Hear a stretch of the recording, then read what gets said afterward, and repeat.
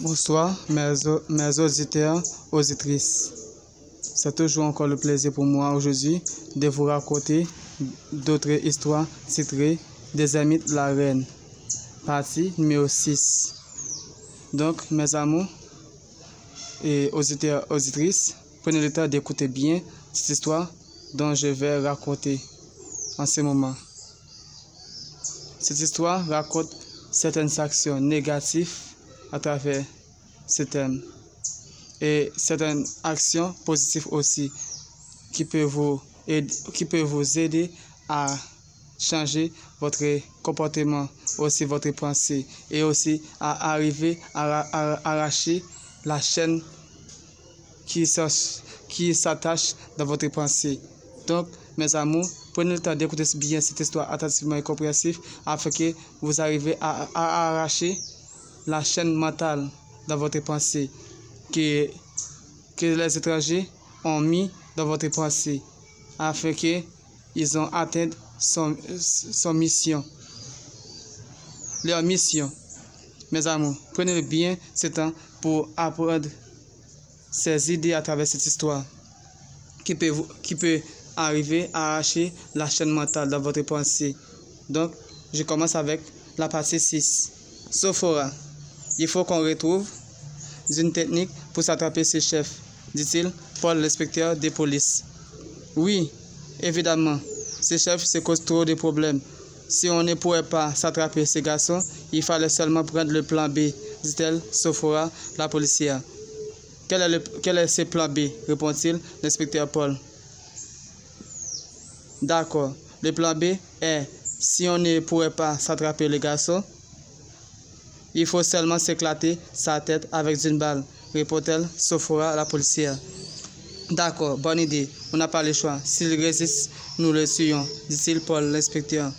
Quelques minutes, Paul, l'inspecteur, et Sophora, la policière, sont partis du commissariat de police. Ensuite, Sophora est en route pour rentrer chez elle. Daniel s'allume deux bougies et s'adressait à des ermites. C'est déposer la bougie au sol. Après avoir fini de parler, Sophora rentre chez elle et dormit. Jenny est avec sa petite amie. Elle se baise avec sa petite amie. Après avoir fini de baiser avec sa petite amie, Jenny dort. Aussi sa petite amie.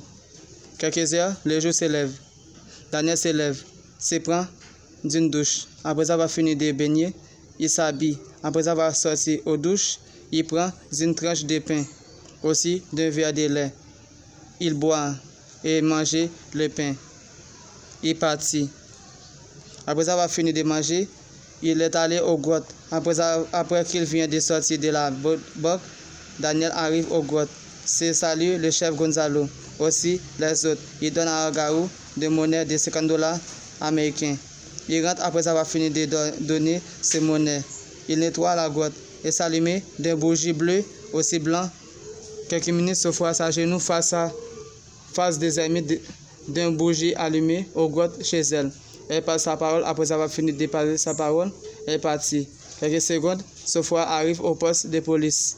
Shirley Junior arrive très tôt au poste de police avant l'inspecteur Paul. Devant Sophora, pendant Sophora à peine rentrée dans son bureau, l'inspecteur Paul arrive et se rentre dans son bureau. Il s'assit devant son bureau, se regarde certains messages dans l'appareil d'ordinateur. Ensuite, se retrouve Sophora et se parler avec elle. Sophora, je crois que Gonzalo a rendez-vous avec le chef Tipiment pour se trafiquer 2 sacs de marchandises de cocaïne pour $50,000 américains, dit-il pour l'inspecteur. Ce rendez-vous, c'est pour quand?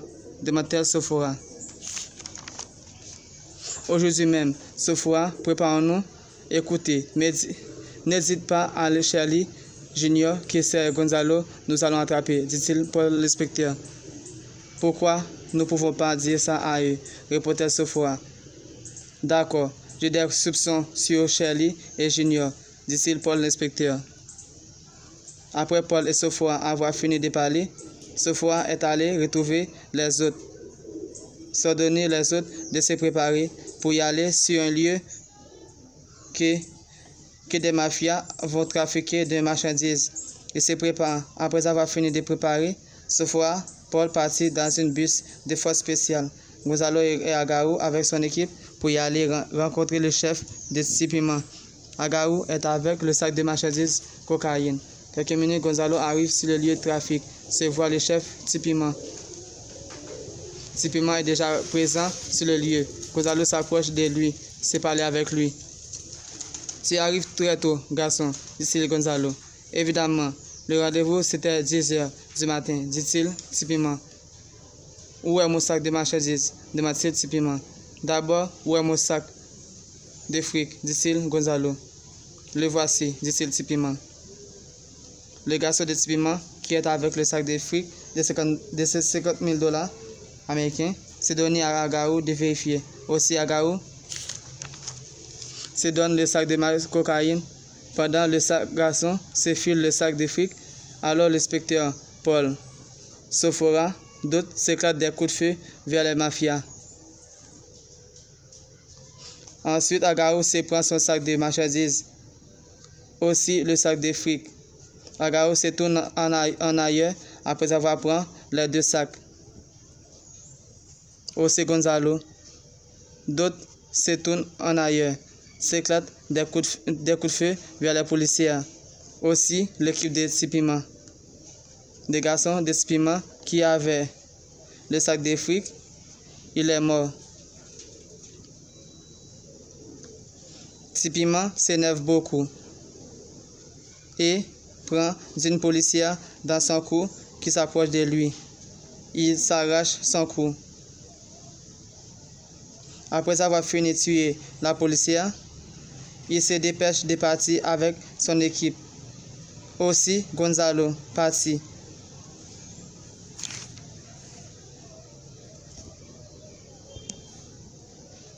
Paul Sofora s'approche sur le corps des victimes. Ensuite, l'un des policiers s'élève la policière qui est morte et partit. Gonzalo et son équipe rentrent dans son territoire.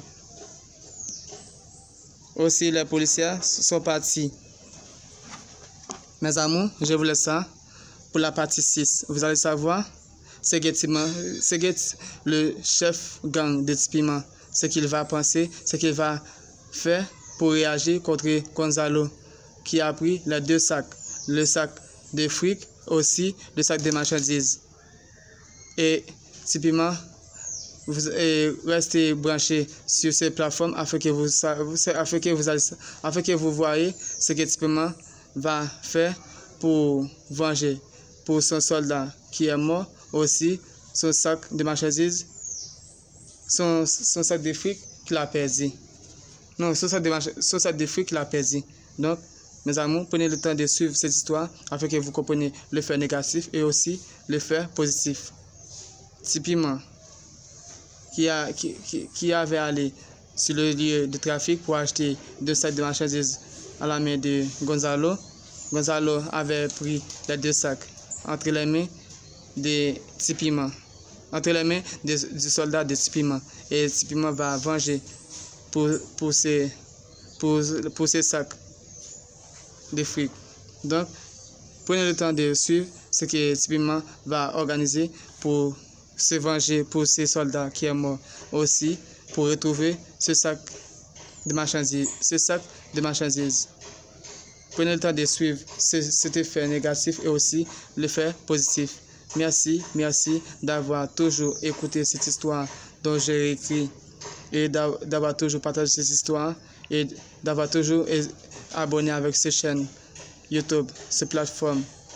N'hésitez pas à partager cette histoire et pour ceux qui n'ont pas encore abonné, abonnez-vous. Et pour ceux qui regardent ces plateformes en ce moment, et après que vous écoutez cette histoire jusqu'à la fin, abonnez-vous afin que vous aurez d'autres histoires, afin que vous suivez toutes les histoires dont j'ai raconté à travers sur ces plateformes. Merci d'avoir écouté cette histoire dont j'ai raconté. Et restez positif dans la vie. Ne faites pas quelque chose de mal. Et faites quelque chose qui pourra vous servir demain. Merci. Je vous aime tous.